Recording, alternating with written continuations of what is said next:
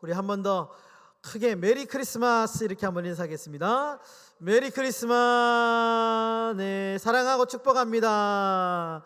네, 감사합니다. 우리 2023년도 성탄 감사 예배 나오신 여러분들 환영하고 사랑하고 축복합니다. 네, 오늘 본문의 말씀으로 성탄의 축복 두 번째 시간 함께라는 제목을 가지고 우리 짧은 시간 하나님 말씀 나누도록 하겠습니다. 여러분, 이제 복음서라고 하죠. 복음서, 마태복음, 마가복음, 누가복음, 요한복음을 가리켜서 복음서다 이렇게 얘기하는데요. 이제 복음서에는 이 예수님의 탄생을 언급한 책은 단 3권밖에 없습니다. 마태복음, 그리고 누가복음, 그리고 요한복음. 그러니까 예수님의 탄생을 조금이라도 언급한 복음서는 3권입니다. 마태복음, 누가복음, 요한복음 이렇게 3권인데요. 그런데 책마다 강조점이 조금씩 다릅니다.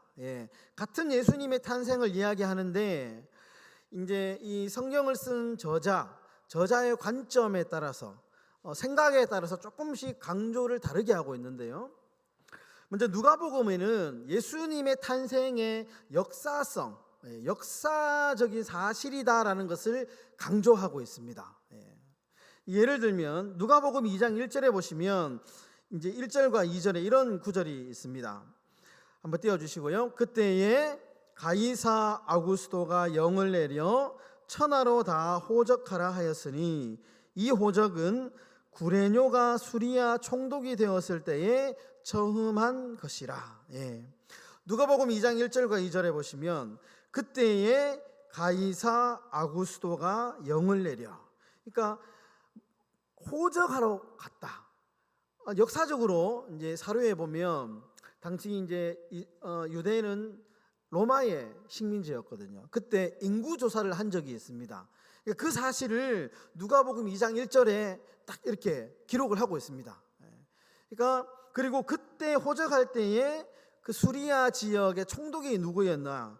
구레뇨라는 사람이었다. 그러니까 한글 번역 구레뇨, 퀴리니우스라고 하는 총독이 이 당시에 총독으로 있었다라고 하는 역사적인 사료를 딱 이렇게 이제 소개를 하고 있는 것이죠. 왜 그러냐? 예수님의 탄생은 비밀스러운 어떤 그런 이렇게 만들어진 종교가 아니고 역사적으로 충분한 명분을 가지고 있는 그러한 사건이다 라는 것을 누가복음의 누가는 강조를 하고 있습니다. 그러면 이런 질문이 생기죠. 왜 그러면 누가가 이런 역사적인 사실이라는 것을 강조하고 있느냐?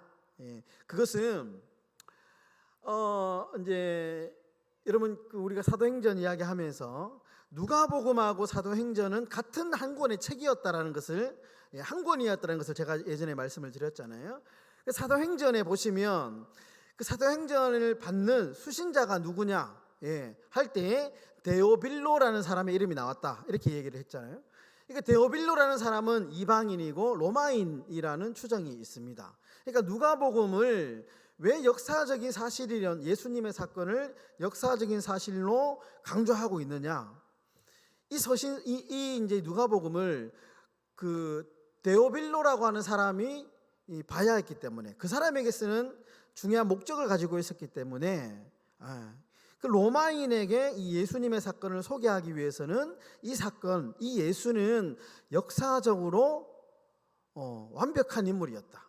역사적으로 사실의 인물이었다라는 것을 강조하기 위해서 누가복음의 저자는 역사성을 매우 강조하고 있다라는 것입니다.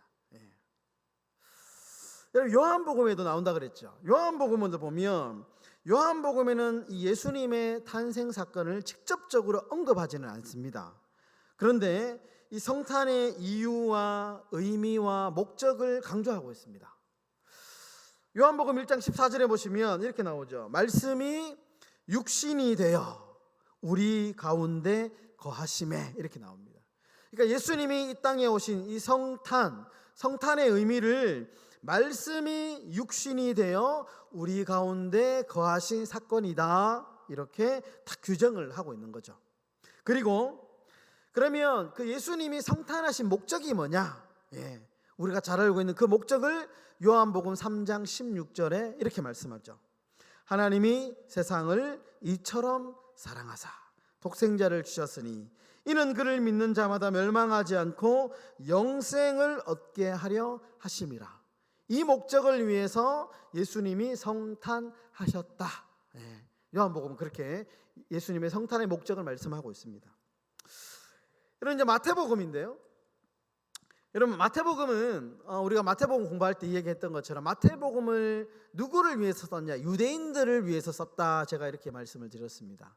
그러니까 유대인들을 위해서 이 마태복음을 썼기 때문에 구약 성경이 약 1600회 정도 예언하고 있는 메시아가 누구냐? 바로 예수다라는 것을 이 마태복음에서는 계속적으로 강조를 하고 있습니다. 그러면서 계속해서 이제 예수님과 관련된 사건이 나올 때마다 구약 성경을 인용하고 있는 것이죠. 이것은 구약에서 이야기한 그 사건이 성취된 사건이다, 응한 사건이다라는 것을 마태복음은 계속해서 강조를 하고 있습니다. 오늘 본문도 그 중에 하나인데요. 오늘 본문의 이 성탄에 있어서 하나님의 직접적인 개입을 매우 강조하고 있습니다. 예수님이 탄생하신 이것은 하나님이 직접적으로 계획한 거다.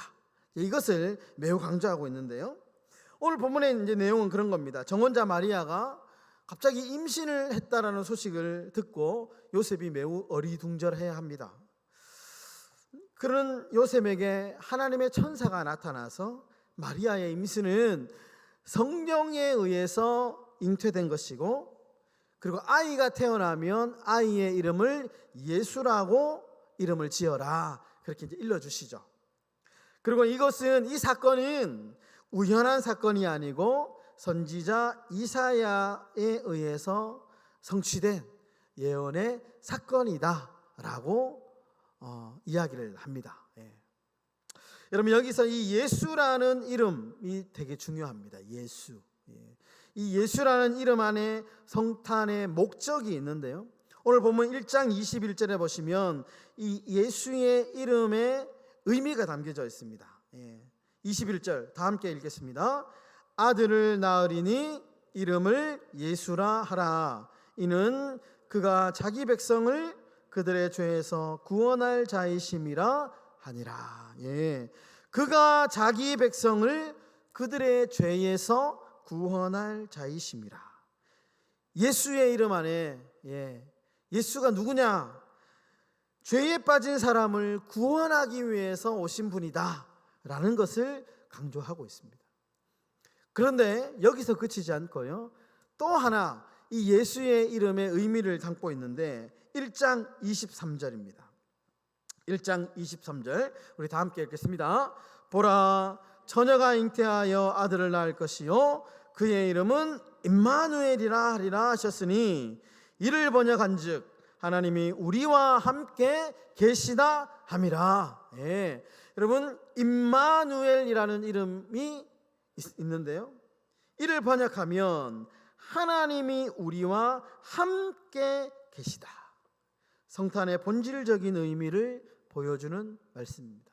여러분, 성탄절은 어떤 날이냐? 함께 하는 날입니다. 함께. 우리 예수님이 인간의 몸을 입고 오셔서 가난한 자와 우는 자와 아픈 자와 연약한 자와 자유가 없는 자와 고난을 당하고 멸시를 당하는 자와 그리고 죄악의 사슬에 매여 있는 자들과 함께 하시기 위해서 우리 예수님이 인간의 몸을 입고 이 땅에 오신 귀하고 놀라운 사건의 날이다라는 것입니다. 여러분, 실제로 우리 예수님이 땅에 오셔서 사역하시면서 실제로 그러한 삶을 사셨습니다. 이름 그대로, 이름에 걸맞게 참 연약한 자들과 함께 먹고 마시며 식사하시면서 그들과 시간을 함께 보내셨습니다. 실제로 이름에 걸맞는 삶을 사셨고, 그리고 그들의 친구가 되어 주셨다라는 겁니다. 여러분, 노벨 경제학상을 받은 미르달이라고 하는 교수님이 있는데 이 교수님에겐 딸이 한 분 있습니다. 이 미르달 교수의 딸이 이제 자서전을 하나 썼는데, 자신의 부모님, 노벨 이 경제학상을 받은 자신의 부모님을 기억하면서 좀 이렇게 적었습니다. 우리 부모님은 내가 필요로 할 때에 언제나 나의 곁에 없었다. 한마디로 나는 엄청나게 외롭고 불행한 어린 시절을 보냈다. 이렇게 자서전에 기록합니다. 그 훌륭하고 그 유명한 노벨 경제학상을 받은 부모님이지만, 세계적으로는 정말 존경받는 인물이었지만, 그러나 한 가정의 가장으로서 그 딸이 그 아버지를 평가할 때는 내가 필요로 할 때 그 아버지는 나의 곁에 없는 분이었다. 나는 평생 외롭게 살았다. 참 이런 안타까운 이야기를 했습니다. 그러면 세계적인 경제 잡지 중에 포브스라고 하는 경제 잡지가 있습니다. 매우 유명한 경제 잡지인데요. 이 포브스에서 세계적으로 유명한 자녀들이 어떤 훌륭한 교육을 받았는지에 대해서 조사를 하다가 좀 충격적인 결과를 이제 보게 되고, 결국 이런 책을 하나 내게 되는데요. 고통받는 유명인들의 자녀들이라는 책을 내게 됩니다. 이 책의 결론에 보면 부족한 것 없고 똑똑하기까지 한 유명인들의 자녀들이 불행했던 것은 함께하는 시간이 부족했기 때문이다 라는 겁니다. 가정적으로, 경제적으로 풍요롭고 정말 이제 누구 좀 부러움을 사는 그러한 삶을 살았는데, 이 사람들의 자녀들을 조사해 보니까 한결같이 어린 시절이 외롭고 불행했다라는 것을 알게 된 겁니다. 부모님이 함께하지 못했고 친구가 없었고 늘 외롭고 그렇게 살았다라는 것이죠. 여러분, 퀴즈 하나 내겠습니다. 1kg의 솜뭉치, 솜 있잖아요, 솜. 1kg의 솜과 1kg의 쇠뭉치 중에 어느 것이 더 무거울까요? 네, 네, 우리 장로님 역시 똑같습니다. 왜냐하면 1kg이니까 1kg의 솜뭉치나 1kg의 쇠뭉치는 결과적으로 무게는 같습니다.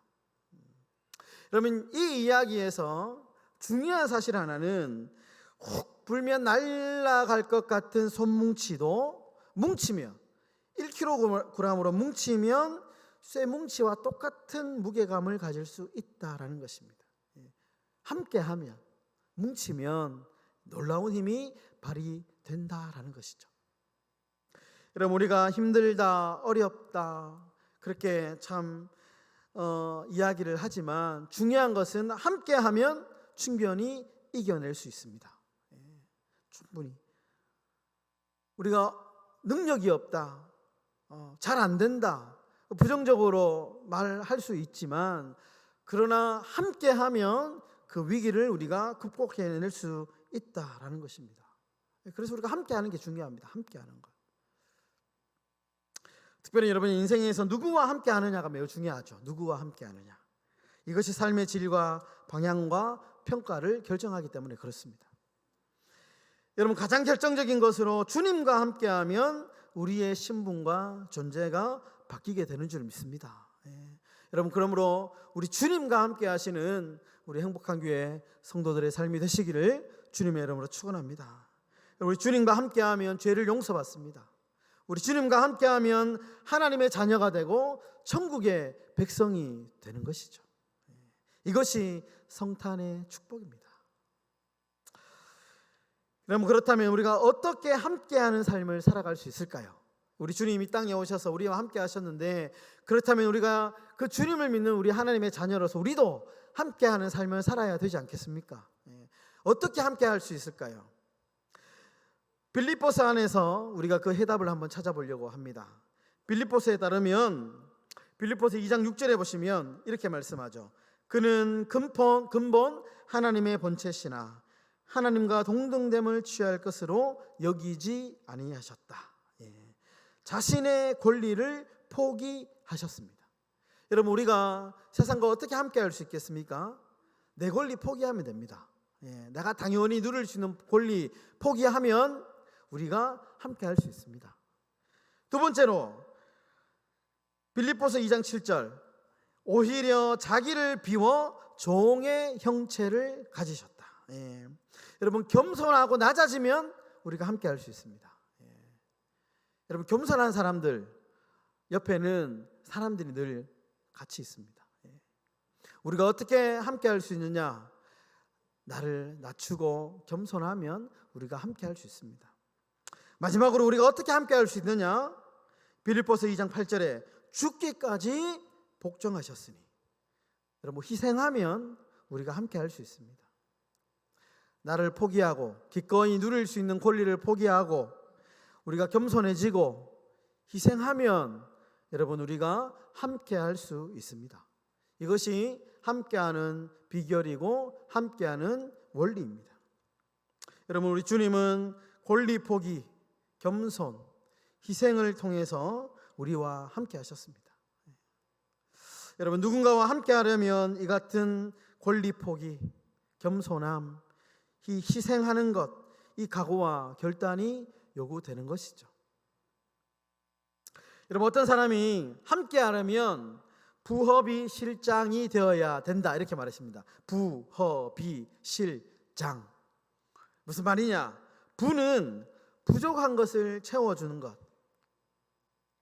허는 허물을 덮어주는 것, 비는 비밀을 지켜주는 것, 실은 실수를 격려하는 것, 장은 장점을 칭찬하는 것. 그래서 부허비실장. 부는 부족한 것을 채워주고, 허는 허물을 덮어주고, 비는 비밀을 지켜주고, 실은 실수를 격려하고, 장은 장점을 칭찬하는 것. 그렇게 하면 함께 할 수 있다. 아주 지혜로운 이야기라고 생각됩니다. 여러분, 성탄은 도저히 함께 할 수 없는 죄인과 함께 하기 위해서 우리 예수님이 인간의 몸을 입고 이 땅에 오신 임마누엘의 증거이고 은혜입니다. 여러분, 도저히 함께 할 수 없는 원수 같은 존재들이 있으십니까? 여러분, 예수님처럼 임마누엘의 은혜를 구하시기를 바랍니다. 성탄의 의미가 도저히 함께 할 수 없는 그 사람과 함께 하기 위해서, 그 사람을 위하여 기도하기 위해서 이 땅에 오신 그 예수님, 그 임마누엘의 정신을 이어받아서 우리 행복한 교회도 권리 포기, 겸손, 희생, 부허비 실장, 이것을 통해서 함께 할 수 있는 이번 성탄절이 다 되시기를 주님의 이름으로 축원합니다.